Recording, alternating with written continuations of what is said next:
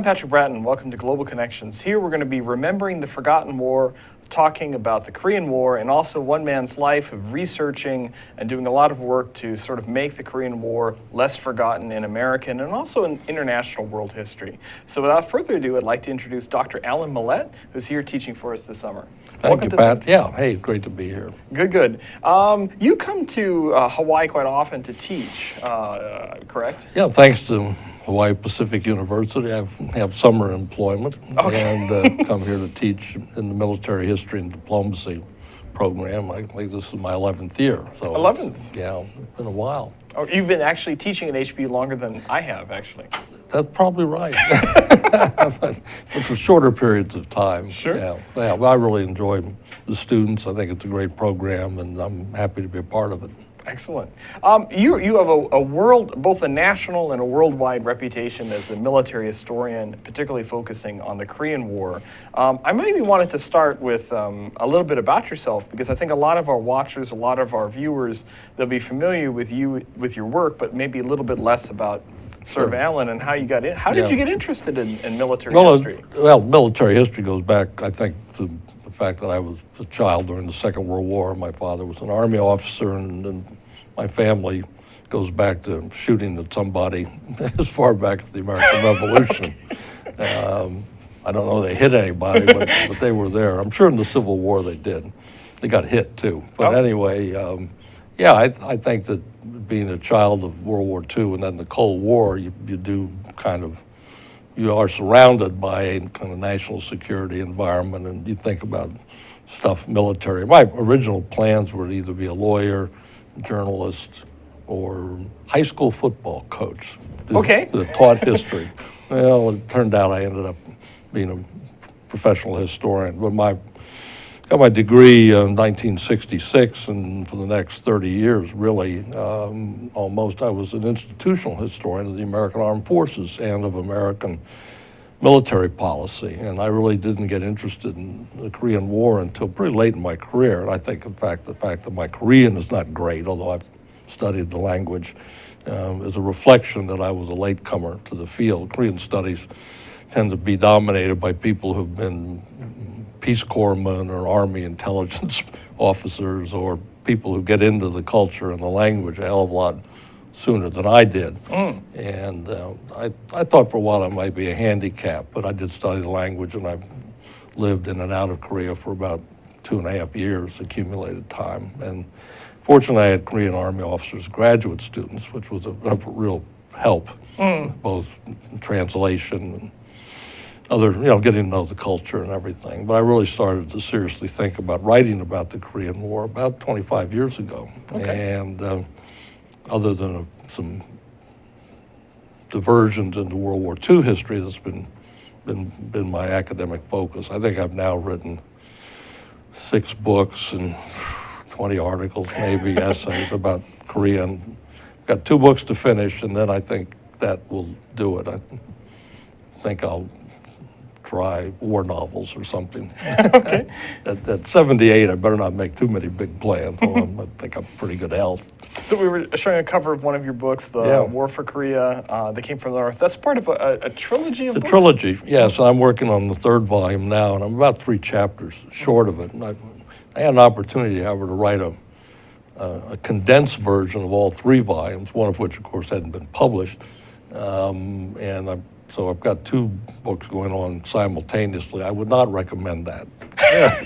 There are synergistic benefits, but on the other hand, it's sometimes hard to keep track of exactly where you are and what you've written about something. I have the short history, which will be published in the UK, pretty much done, so it'll be published early next year. Volume 3 is lagged, but I'll finish it up probably by the end of the year, and I'll be glad to get it done. So it's the kind of project that I think if you really knew how much work it was going to be, you'd never do it. I'm not the first historian to learn that. But I think when it's done, it will certainly be in English, as good a history as there'll be. Make this provision. I think it raises the bar for histories of the Korean War in English, I think what needs to be done now is for some team of historians with multilingual capabilities to raise the bar again. I think that's what needs to be done. We don't nearly know enough about the Russian side. The Chinese have become much more open. The North Koreans are still a mystery of sorts. You know, we don't really have much on their side except by what the Chinese report about the North Koreans. A little bit on the Russian side about their perspective. But if anybody makes a big breakthrough, it'll be in getting inside the North Korean decision-making structure. And so there's still plenty of room. You know, I certainly have not closed the door. Everyone likes to feel they've done the definitive history and that nobody will do better. Well, that's a dream, you know. But the point is to try to advance the study of the subject. One thing that I always find interesting is that there tends to be sort of this divide between military history and diplomatic history.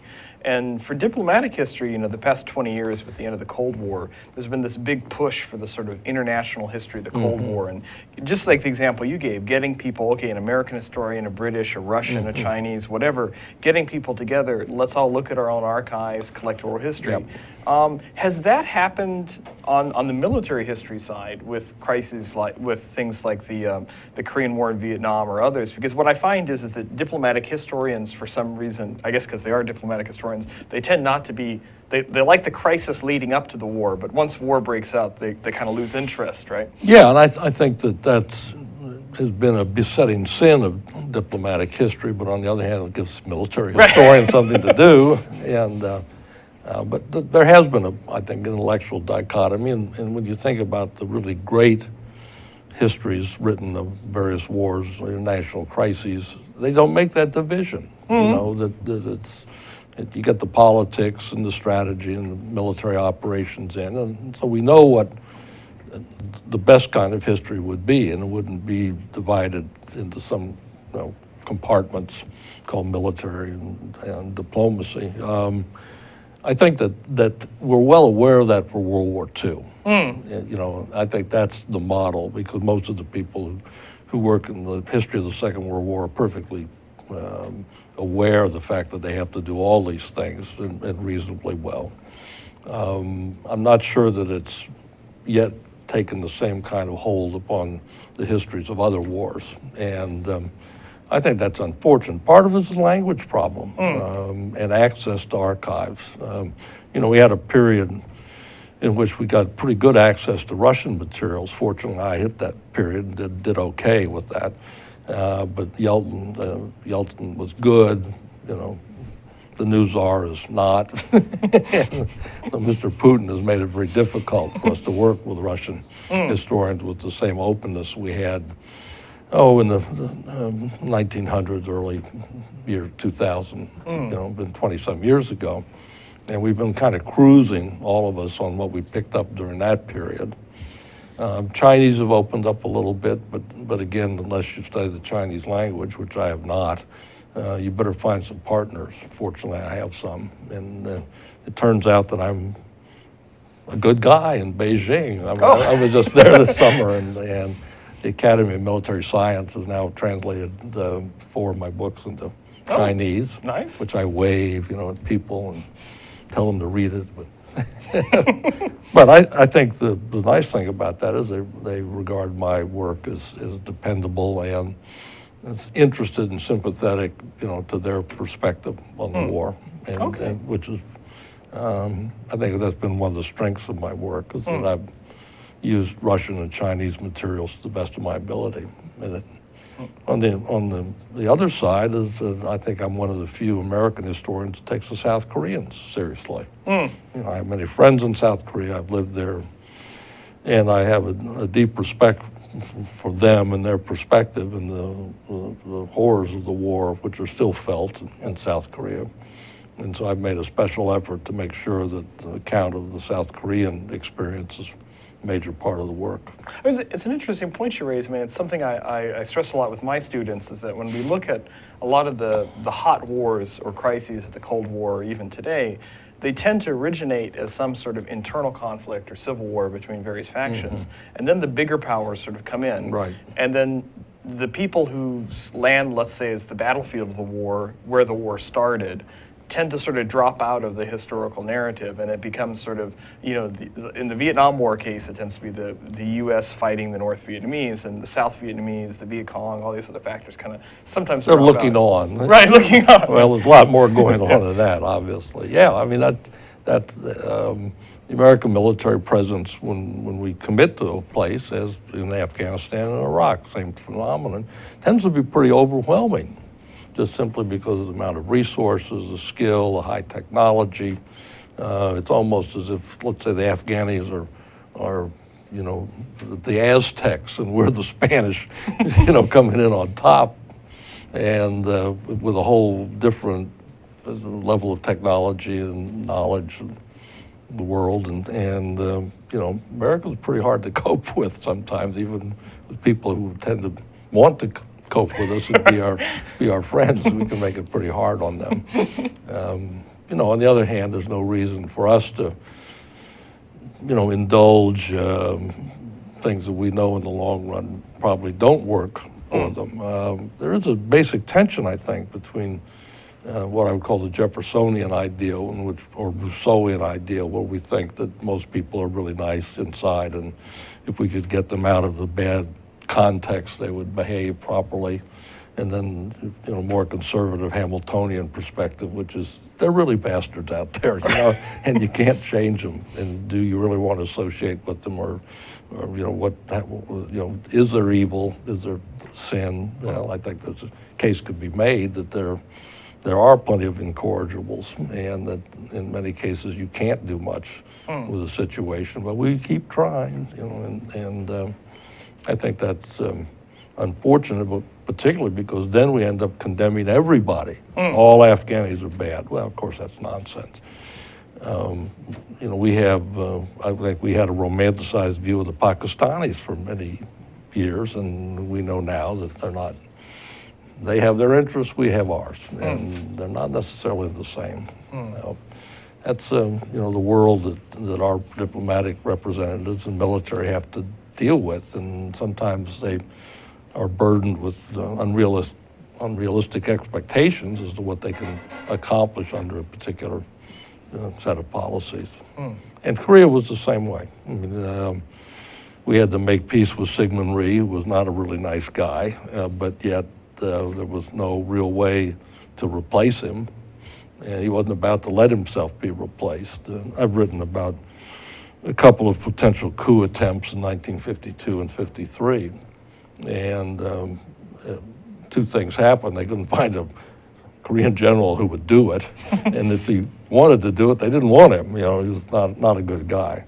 And the American military senior officers knew it was a bad idea and helped stop it. They were going to have to work around Rhee. They were going to have to work with those Koreans they thought were on the same page with us. But if there had been a coup in 52 or 53, which the communists would have loved, obviously, boy, we'd have been a lot longer war. There wouldn't have been an armistice.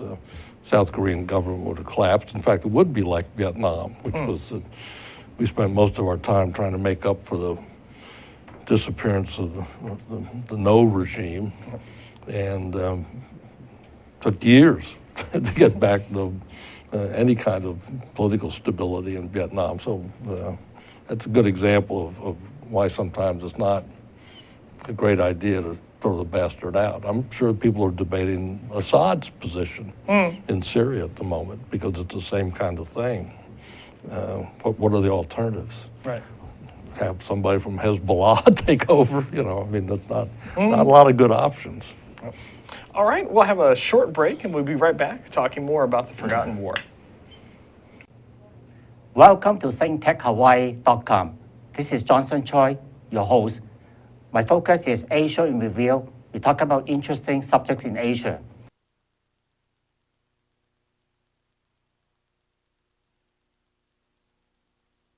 Be sure to check the ThinkTech.com website on the next topic. Thank you. Aloha and welcome to Think Tech Hawaii. I am Ina Chang. I am the guest host for Small Business Hawaii with Reg Baker. Tune in every Thursday at 2 p.m. and watch us. Aloha. Aloha. I'm State Senator Russell Ruderman. I represent the Puna and Ka'u District on the Big Island and the host of Ruderman Roundtable. We're here on Think Tech Hawaii every other Tuesday at 2 p.m. You can join us at thinktechhawaii.com. You can find a link there to a page where you can see past episodes. And we talk here about good government, environmental issues, and issues of the day facing the state of Hawaii. I'm Russell Ruderman. Please join us for the Ruderman Roundtable. Mahalo. Hello, welcome back to Global Connections. I'm Patrick Bratton. I'm talking today with Allan Millett, a distinguished military historian and historian of the Korean War. So I'll ask you, I think, maybe the obvious question I think you've gotten asked a lot in the past. I mean, we normally think about the Korean War as the forgotten war. Mm-hmm. So, and then you mentioned earlier before our break that you actually got interested in Korea sort of later on in your career. I mean, what sparked your interest in sort of trying to rediscover something that so many people have forgotten?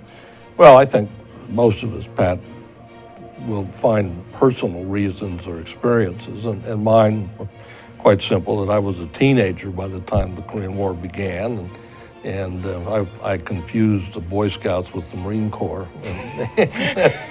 I think we went out and froze the same winter that the Chosin Reservoir campaign took place. I think maybe that's where it started. But I went in the Marine Corps in 1959, and it was still a Marine Corps dominated by World War II and Korean War veterans. So you pick up the tales and everything. And I promptly forgot them, or shelved them, but because Vietnam then became the operative institutional experience. But I ended up writing 2 very big books about the Marine Corps, and I had to deal with Korea as part of that story. So I thought I knew it pretty well from the American side, and let it go at that. And then about 15, 20 years later, I'd actually been to Korea in 1986 on a tour, and I'd had Korean graduate students. Mm-hmm. Then I was a Fulbright professor in 1991 at the Korean National Defense College, and so I began to think, well, I'll write a 1-volume history of the Korean War. And then I got into it, and I realized, using what? I found out that a lot of the other stuff that had been written, other than official histories, was pretty imbalanced. Either people hated the American war effort, or they trashed the Koreans, or they blamed us for everything that went wrong at the Bruce Cummings School. And I really began to realize, unless I did a heck of a lot of original research, documentary research, and get into the Russian side and the North Korean side, Chinese side the best I could, that I needed to write a much bigger project. And so it just turned into, the topsy of projects. It just grew and grew and grew. And, the more I learned, the more I realized I had more to learn. And I think, as you and I know, that if you think you're a professional intellectual, ideas are supposed to excite you. Learning things is supposed to excite you. And I got pretty excited about this. So that I toured all the battlefields that I could in Korea, picked up as much as I could about the other perspective of other nationalities. I interviewed and collected information on all the UN troops that served there. And I went into the French archives and talked to veterans in Belgium and the Netherlands and the UK, Canada. So just doing that international thing was interesting, because the U.S. Army and even the U.S. Marine Corps are great big corporate identities, and here are these poor units from other countries trying to work into an American army, and it causes all kinds of problems. The Turks were Muslims.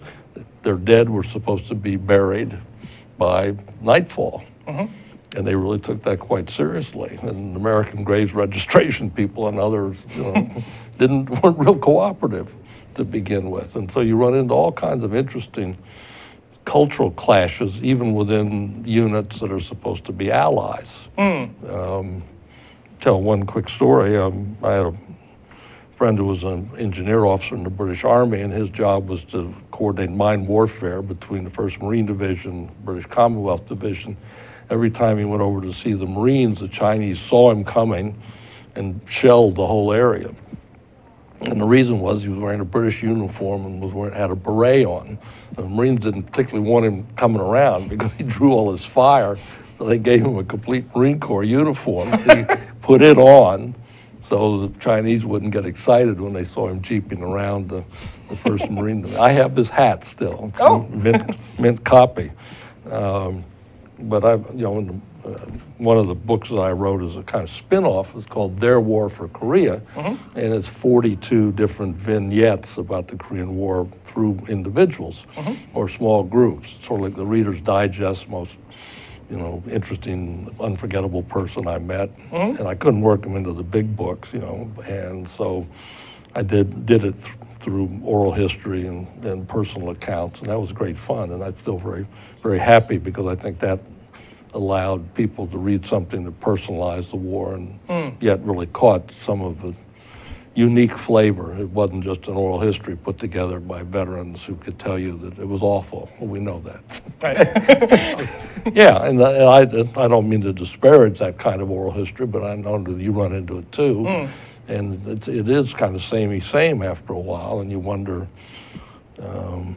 smart people don't need to read about being naked and dead 50 times to get it, out of a book. But I thought there was really, at several levels, one, the human experience as it affected people of different cultures and nationalities, and the other was at the political, diplomatic, institutional level, and so I found it pretty challenging to really look into